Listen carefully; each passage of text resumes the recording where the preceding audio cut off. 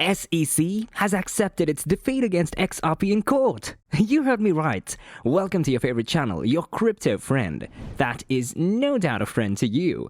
SEC has finally admitted its defeat against XRP, and we're more than excited for the rise of XRP now. One more victory goes in the hands of XRP. Let's tell you more about this in the video, but first, make sure that you've liked and subscribed to our channel if you haven't already. Let's get started. According to our sources from Yahoo, another win for Ripple in the ongoing courtroom saga against the SEC, Judge Sarah Netburn has sided with arguments put forward by the XRP legal team and will rule decisively on deliberative process procedures on September 28th. Netburn's decision came at the end of last night's telephone conference, which aimed to make headway and push past a squabble over Ripple's request for fair use access to internal documents from the Securities and Exchange Commission (SEC). In a personal review, Judge Netburn will now conduct an on-camera examination of the internal documents herself without the Ripple legal team in order to ascertain whether the SEC has overstepped the mark with regard to deliberative process procedures (DPP) in an effort to minimize fact discovery. So, why are these documents relevant? The documents relate to internal discussions within the SEC about Ripple XRP and Ethereum ETH before the legal case against XRP began. Ripple has also called for the disclosure of SEC employees' digital asset holdings at the time of the litigative action.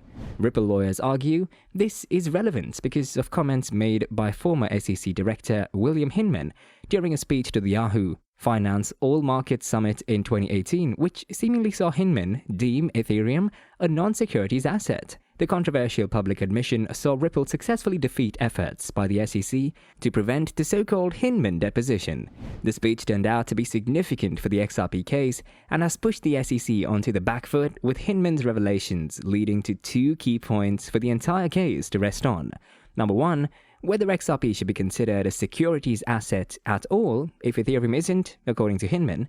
Number two, whether the SEC gave reasonable notice of its decision to classify XRP as a securities asset.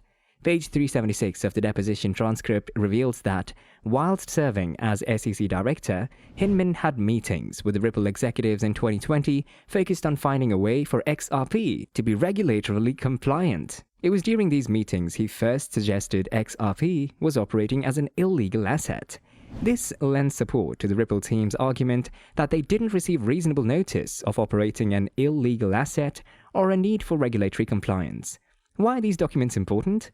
Despite continued efforts by the SEC to claim deliberative process procedure protections over the internal discussion documents, this is now the third time that Netburn has sought to assert Ripple's fair use right of access, with a judge appearing convinced by XRP's arguments for relevancy. The Ripple team explained the documents would highlight potential decision-making failures in relation to digital assets and would ultimately established there was no fair notice period provided to allow Ripple to bring XRP into compliance with regulations of securities. What happened on the teleconference? The teleconference was well attended by the crypto community in a show of support for digital asset rights and the Ripple team. Initially, discussion surrounded whether or not Brad Garlinghouse, that's the CEO of Ripple Labs, could have known that XRP was a securities asset in 2013 based upon reasonable sense, but Judge Netburn asserted that it would seem the CEO didn't until the lawsuit in 2020. Ripple attorney Matt Solomon then began his arguments against the excessive use of DPP by the SEC to stop the review of internal documents. The SEC attorney Jorge Tenreiro responded with a firebrand cast back to Garlinghouse, asserting that the CEO could answer yes or no, but this was quickly shot down by an unamused Netburn on the basis of subjectivity. Tenreiro then charged that opening the door to internal documents pertaining to the SEC's discussion of digital assets would be very damaging, leading to the judge asking what damage the SEC thought it might do. As the SEC attorney descended into deep legalese, a clearly irritated Netburn responded with her decision to conduct a personal on-camera review of the documents to ascertain whether the DPP argument held up in face of the documents' deep relevancy to the case. Judge Netburn then ended the call. Twitter responds. Ripple Labs CEO Brad Garlinghouse took to Twitter to discuss how the case had extended from being about XRP securities classification to a bigger case about digital assets law and fair use. Many in the crypto community took to the platform to tweet support for the XRP team. Others simply bemoaned the dragging legal saga. What will happen to XRP is already in our heads after they win the SEC, but let time tell us that.